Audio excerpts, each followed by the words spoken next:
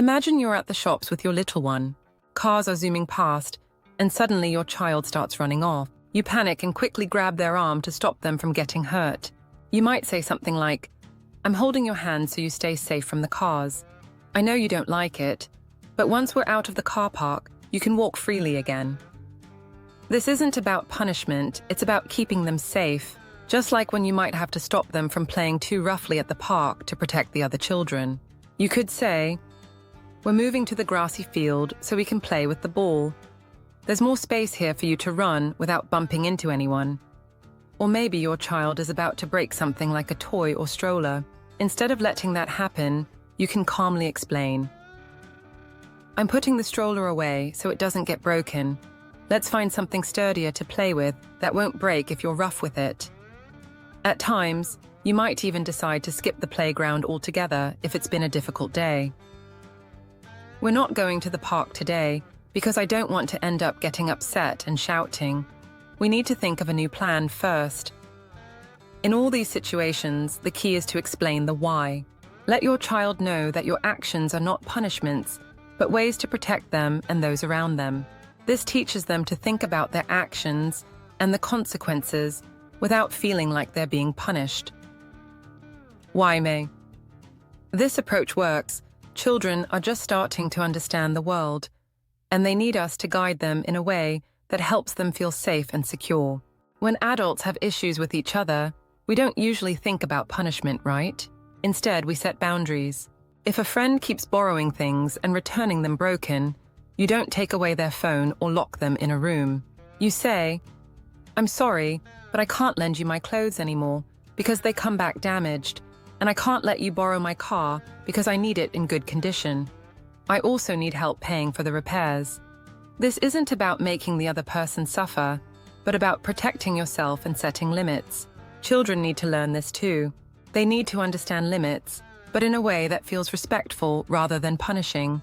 For instance, if your little one starts throwing toys around, you can say, "I'm putting the toys away for now because I can't allow throwing.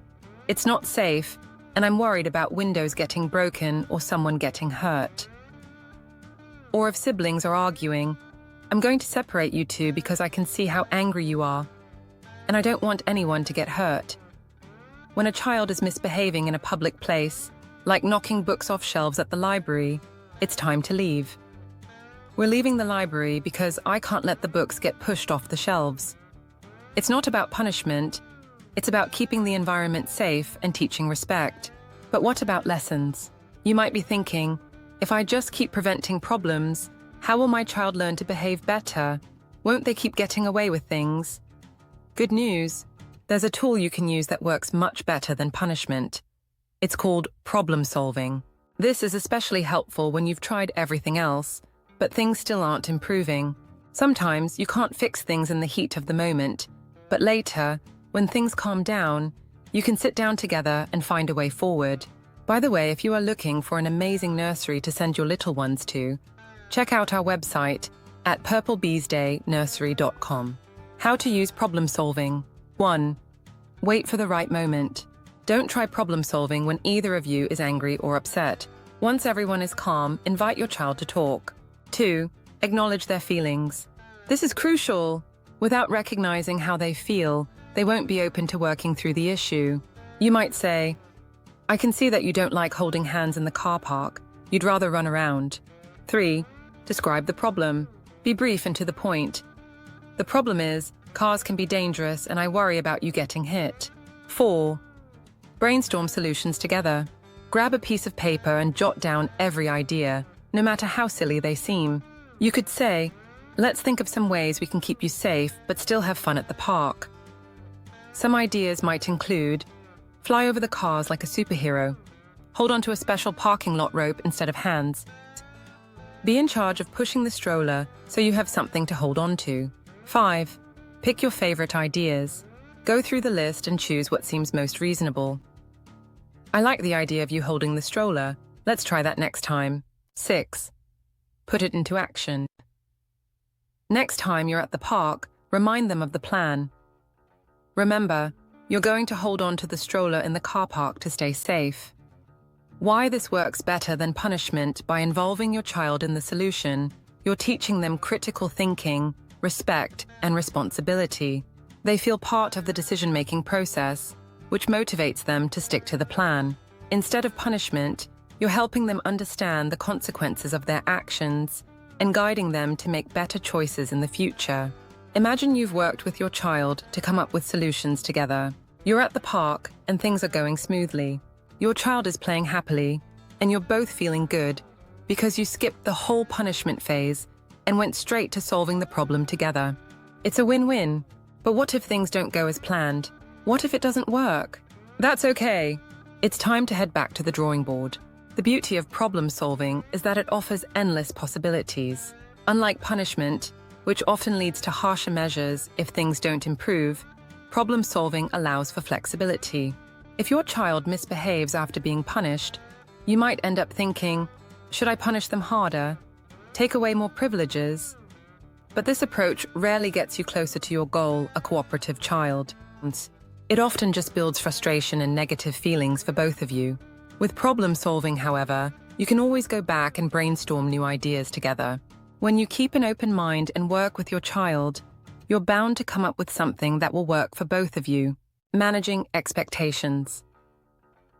Sometimes the issue isn't the approach, it's the expectation. If your child simply isn't ready to behave in a way that's safe for them or others, it's time to look at managing the environment instead.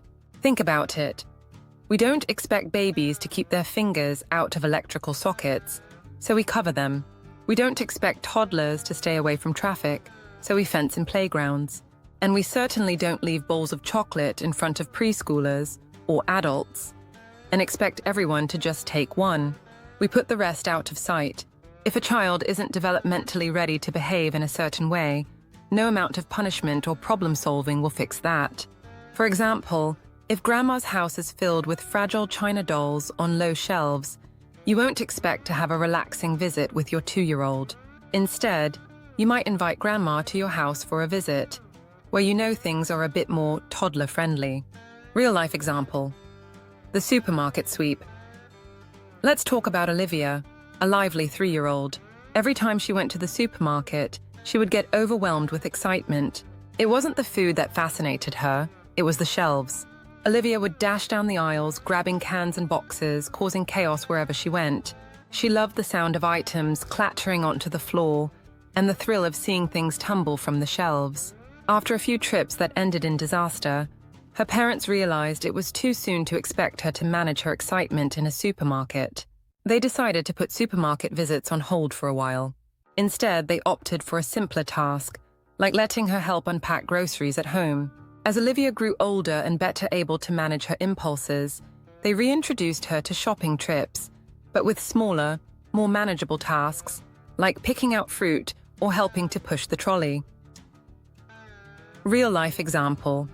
The Play-Doh dilemma.